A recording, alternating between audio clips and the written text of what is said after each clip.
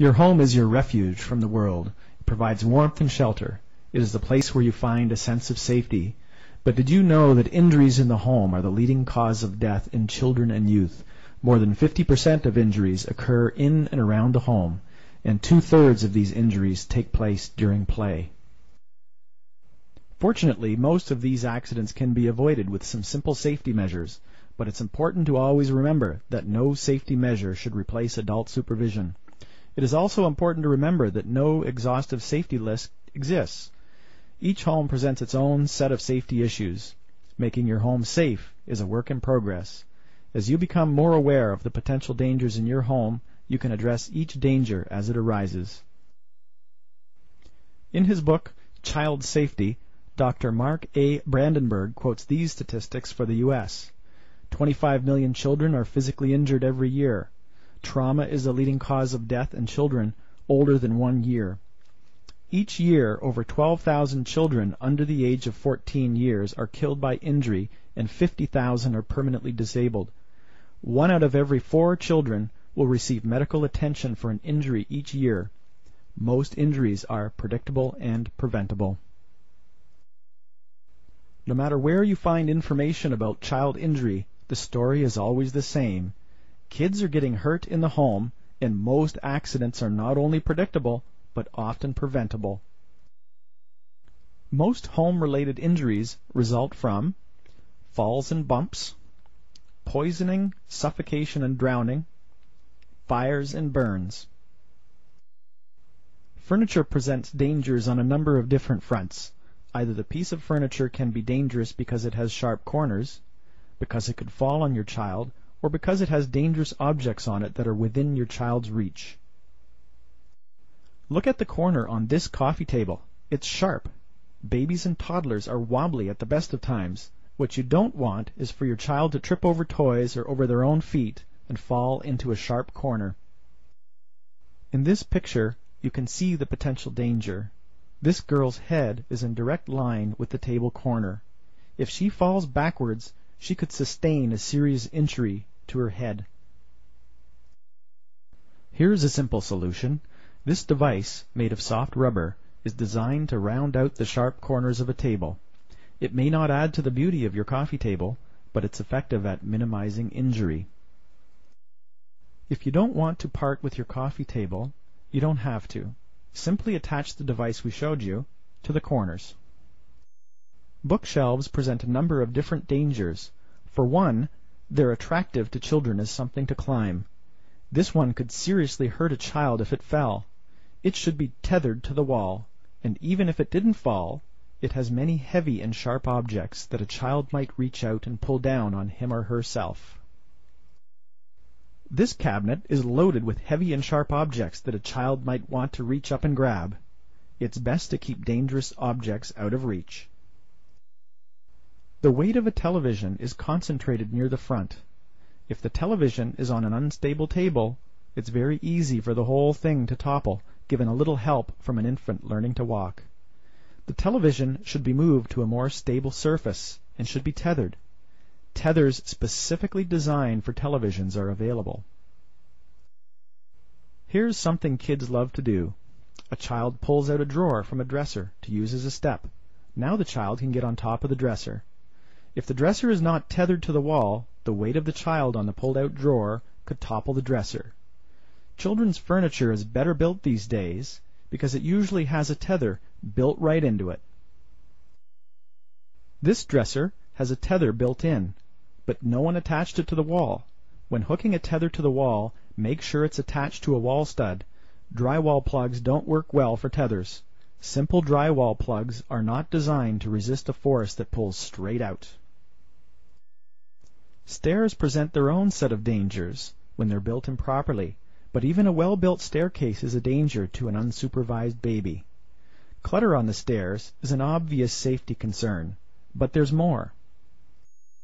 Can you see what's dangerous about this staircase? It may seem perfectly safe at first because it's completely enclosed. The wall that encloses it is called a guard. But what's missing? What's missing is a railing to hold on the way up or down. This child has nothing to hold on to going up or down the stairs. This basement staircase has the opposite problem. It has a railing but no guard to keep the children from falling out the side of the staircase. You can't rely on a child's common sense to keep him or her safe. If a child ran down the stairs, jostling for first place with other children, you can see how the child might get bumped right off the staircase. If a staircase is well built, it still presents a problem for babies who cannot navigate the stairs by themselves. Baby gates are a great solution.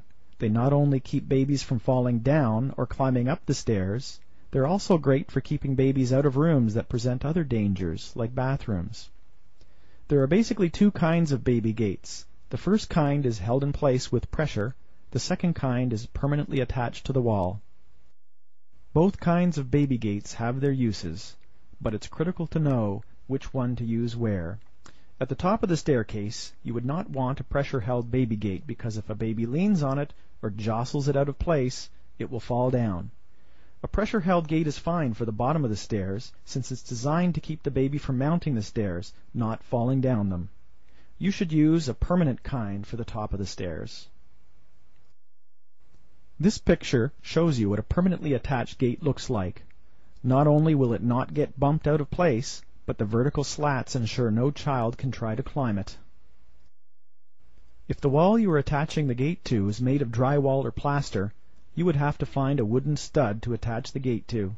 Again, drywall anchors just won't work. They're not designed to be pulled straight out. This gate performs double duty. It stops children from falling down the stairs, but it also keeps them out of an area that's out of bounds. This picture shows you the latching mechanism. Here's how it works. You have to squeeze the latch on the right and slide it into the part on the left. Here's what it looks like when the latch is closed. Decks and balconies can be dangerous places for children if they're not properly built. Unfortunately, they're often built by the homeowner without a building permit, often making them unsafe for children. This deck has a guardrail, but no balusters. If this child lost her balance and fell forward, she would fall about 4 feet and certainly injure herself. Balusters, spaced a maximum of 4 inches apart, would prevent this child from falling under the guardrail. Check your local building codes before you build a deck. Can you see what else is missing in this picture? The stairs have no railing. If we look even closer at this deck, we find yet another danger. Nails that are popping up through the wood. These nails are a hazard for crawling babies and children with bare feet. They should either be taken out or hammered in. Here is a deck that was originally built to code. It's 5 feet off the ground and would have been fine if the homeowner had not built a bench into the regulation height of the railing. Now the railing no longer provides safety because a child can climb on the bench and fall over the railing. The horizontal slats built into the rails also provides a child something to climb on, called a climbable element. Another problem is the space under the bench. An infant could crawl under there and fall off the deck. Finally, there's no railing going down the steps. What makes the railing on this house dangerous? That's right, the climbable horizontal slats. What does this picture have to do with decks? It demonstrates a similar problem.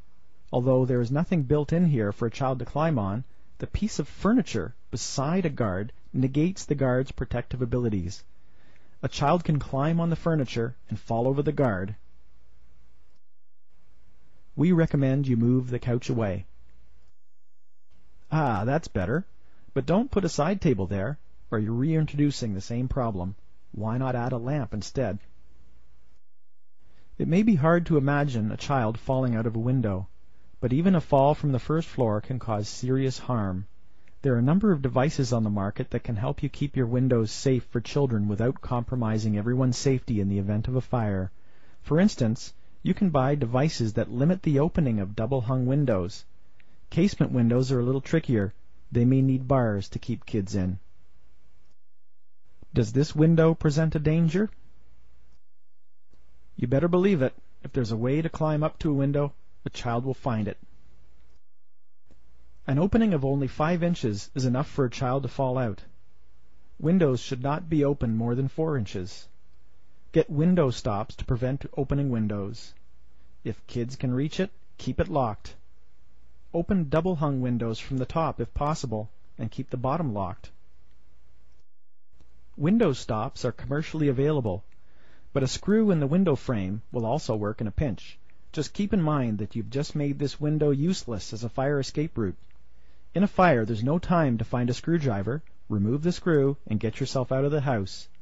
If this window is part of your fire escape plan, you'll need something that can be removed quickly without tools.